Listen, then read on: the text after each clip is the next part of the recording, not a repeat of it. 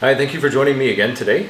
This video is in response to a couple of messages I received from friends in the Ukraine, apparently, who were interested in determining the distinction between the expression must, which is a modal verb, and we'll talk about that, and have to. They want to figure out what separates these two. When would I use one over the other? And that's actually a really great question too. I'm not even sure if most native English speakers can explain why. I think a lot of it is just kind of learned through nuance and more organically, right? We just kind of learn it through natural speech and natural conversation. So anyway, let's just take a look at what they both are first. So on my screen, you should see that I have and must to in the positive form. So opposite of negative are exactly the same in the sense that they both operate similarly, right? Okay, so you can think of both as like a rule or a law, right? So I'll give you an example. On an airplane, you must put your seatbelt on during takeoff, right? It's like a rule. In the airplane, you cannot, in FDA regulations, you can't take off, not FDA, excuse me, FAA regulations, excuse me. You can't take off without your seatbelt on, right? It's like a safety thing. I could also, in the same sentence, say, oh, you have to wear your seatbelt before takeoff. So either one, like you can alternate between both, but it's still going to provide the same meaning and it's going to express the same idea, which is that it's a rule, it's a law, right? So that doesn't help to distinguish them, but don't worry, we'll get to that. Must, so between the two, so you've got must and have to. You would use must, which again is a modal verb, which we'll talk about. Actually, I'll just say it. But a modal verb is, and there's a few of them, are used to express necessity, okay? I mean, they both are in a way, but must is a little bit stronger in meaning as far as suggesting that something is truly necessary, right?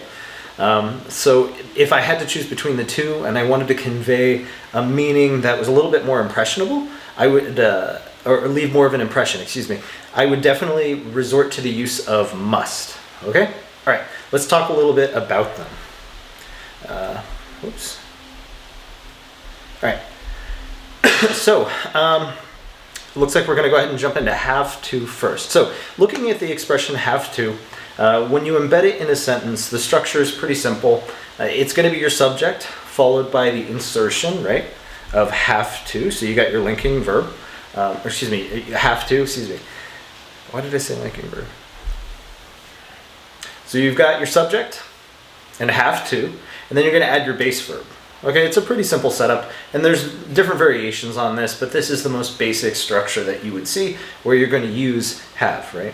An example I can give you is he would be my subject pronoun, has to go to the store for groceries, right? So very simple, he, subject pronoun, go to the store, or have to, excuse me, and then go to the store, right? So that's kind of our base verb. All right, so there are two different ways to format or conjugate between the positive, which is the affirmative, and the negative, right? So let's look at the affirmative. When your subject is I, you, we, or they, and you're using the term have to, you would use have to, right? So an example, I have to go to the gym. You have to see this movie. They have to understand. We have to finish our homework. Okay? Whereas when you're saying he, she, or it, you wouldn't use have to, you would have to change it to has to. Okay? So he has to go in 20 minutes, right? She has to think for herself. It has to cool, like a pie or something.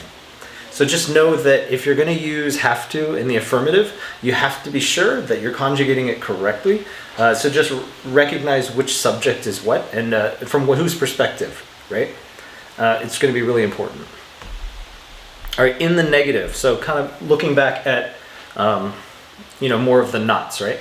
If we have I, you, we, and they, you would use don't followed by have to. Or do not, if you didn't want to use the contraction. But it's a lot more natural to use the contraction don't. So don't have to. An example, you don't have to eat that donut. They don't have to worry. So these operate more as like a choice or an opinion, and when I say choice, I mean a choice on the individual, right? So if I say they don't have to listen to the speech, it becomes a choice. It's not a rule or a law in the same way that I had mentioned before at the beginning when I was trying to link or explain how have to and must are similar. Instead, with have to in the negative, it really does become more of an opinion, and it becomes more of that choice, right?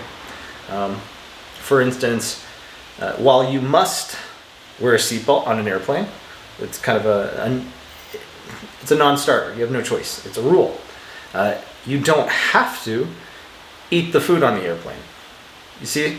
So while one is a requirement, it's one of those things you're not going to be able to argue. Have to, in this case, you don't have to, becomes a choice. All right, I belabored that point. Also, still in the negative for have to, if you have he, she, or it, you're going to use doesn't have to, or does not have to, if you'd prefer not to use the contraction.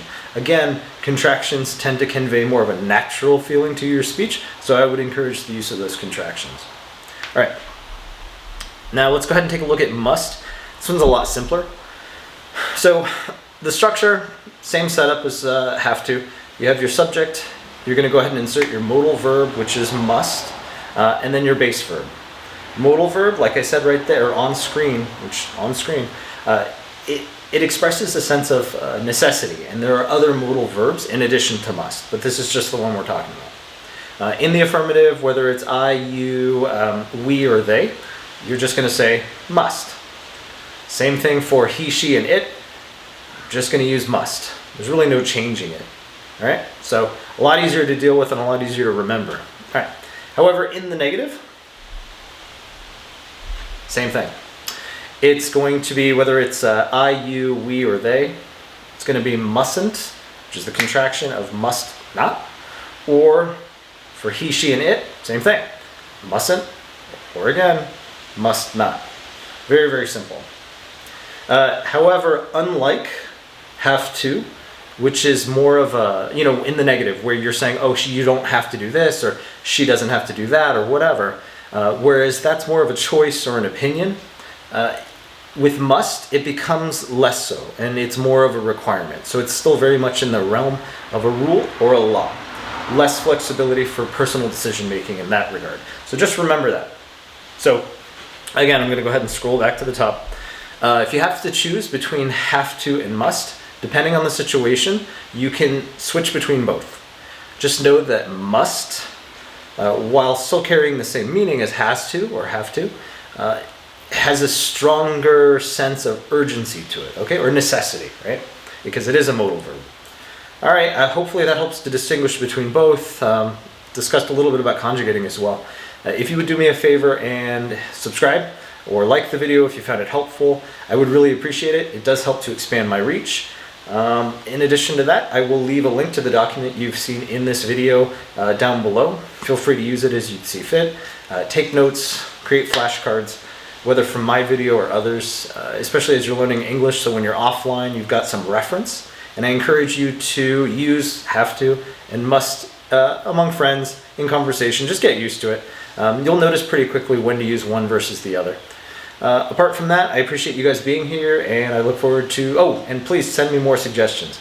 All right, I hope you guys have a great day. Bye.